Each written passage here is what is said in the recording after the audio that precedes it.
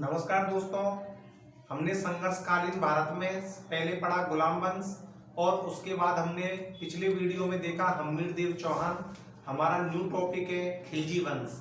खिलजी वंश का हम जो समय काल देखते हैं वो है 1290 से लेकर 1320 ईस्वी।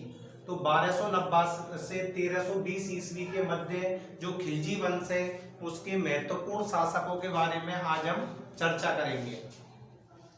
जो खिलजी वंश है उस खिलजी वंश का जो सबसे प्रथम शासक था, खिलजी वंश की स्थापना जो कि हमने पिछले वीडियो में पढ़ा था कि जो जलालुद्दीन फिरोज खिलजी है उसने क्यूमर्स का वध कर दिया था और क्यूमर्स का वध करके वह दिल्ली का सुल्तान बन गया था। तो इसी प्रकार से बात आती है कि जो खिलजी वंश का जो प्रथम शासक था उसका नाम था जलालुद्दीन फिरोज खिलजी।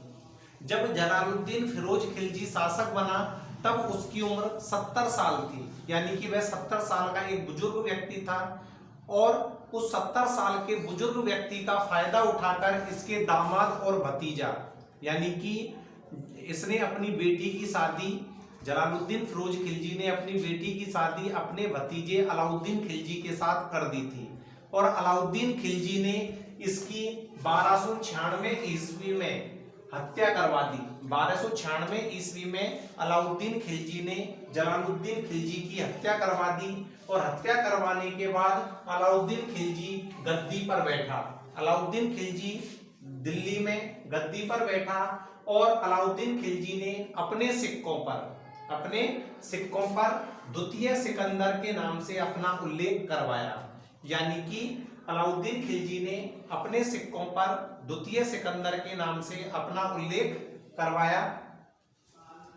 अलाउद्दीन खिलजी वैसे तो दिल्ली सल्तनत काल का एक महत्वपूर्ण शासक था। तो अलाउद्दीन खिलजी ने 1301 ईस्वी में रणथंबोर, 1301 में रणथंबोर यानी कि हम्मीर देव चौहान, और इसके बाद आता है 1303 में चित्तौड़गढ़ पर आक्रमण किया। अब इसमें हमने देखा है कि जो 1301 ईस्वी में रणथंबोर पर जो आक्रमण हुआ इसमें तो जल जौहर हुआ और 1303 में जो चित्तौड़ पर आक्रमण हुआ उसमें अग्नि जौहर हुआ। और अग्नि जौहर में यहाँ पर तो था पद्मनी, यानी यहाँ पर पद्मनी ने जौहर किया और यहाँ पर जौहर करने वाली थी रंग देवी और उसकी बेटी पद्मला।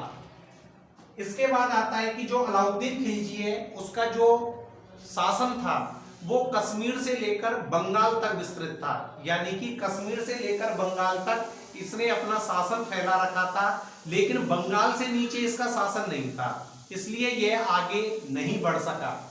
लेकिन हिंदू धर्म से धर्मांतरित मुस्लिम सेना नायक, एक हिंदू सेना नायक है जो कि हिंदू धर्म से धर्मांतरित होकर मुसलमान बन गया था और उसका नाम था मलिक काफूर। मलिक काफूर का उसको सहयोग मिला और मलिक काफूर उसे दक्षिण तक ले गया और इस प्रकार पूरे भारत देश पर अलाउद्दीन खिलजी का अधिकार हो गया। अब जो मलिक काफूर था इसने देवगिरी, होयसल, पांड्य आदि राज्यों पर भी आक्रमण किया। जो हमने पिछले वीडियो में देखा था कि दक्षिण भारत के जो प्रमुख राज्य थे उनमें पांड्य भी एक प्रमुख राज्य था। तो कहने का मतलब यह है कि मलिक काफूर ने देवगिरी, होयसल व पांड्य राज्यों पर आक्रमण किया और वो धीरे धीरे दक्षिण की ओर आगे बढ़ते गए। अब अलाउद्दीन खिलजी का जो कवि था जिसका नाम क्या था, अमीर खुसरो।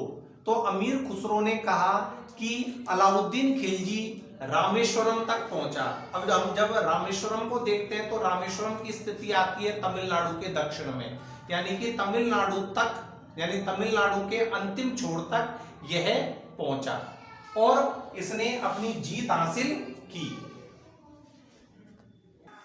जैसे अलाउद्दीन खिलजी एक कठोर शासक था तो उसने विद्रोह पर नियंत्रण करने के लिए, क्योंकि अलाउद्दीन खिलजी पर बार बार आक्रमण हो रहे थे, इसलिए विद्रोह पर नियंत्रण करने के लिए उसने 4 आदेश जारी किए। यानी अलाउद्दीन खिलजी ने विद्रोह को रोकने के लिए 4 प्रकार के आदेश जारी किए, जिसमें सबसे पहला था अमीर वर्ग की संपत्ति को जब्त कर लेना।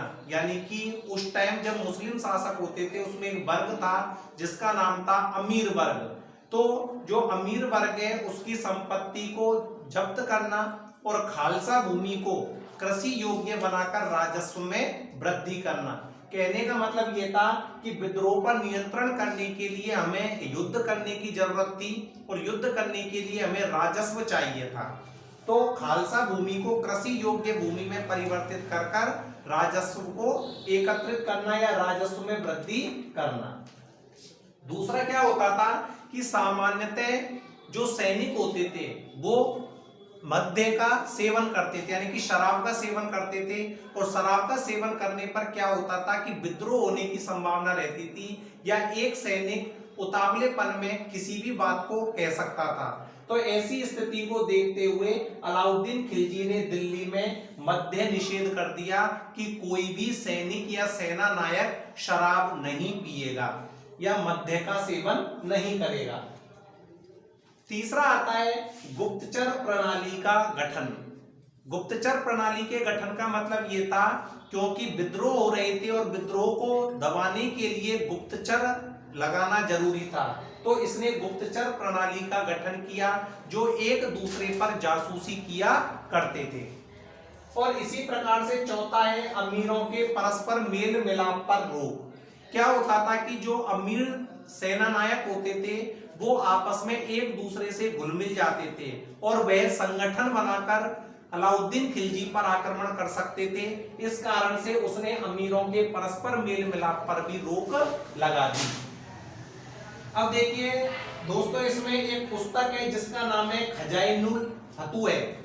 खजाइनुल फतुह में अमीर खुसरो ने अलाउद्दीन खिलजी को उपाधियां दी हैं। कौन कौन सी उपाधियां दी है? एक तो उसने अलाउद्दीन खिलजी को विश्व का सुल्तान कहा है और दूसरी इसने उपाधि दी है जनता का चरवाहा। ये प्रश्न कई बार आ चुका है कि जनता का चरवाहा या विश्व का सुल्तान किस शासक को कहा जाता था? तो अलाउद्दीन खिलजी को। तो अलाउद्दीन खिलजी को ये उपाधि किसने दी?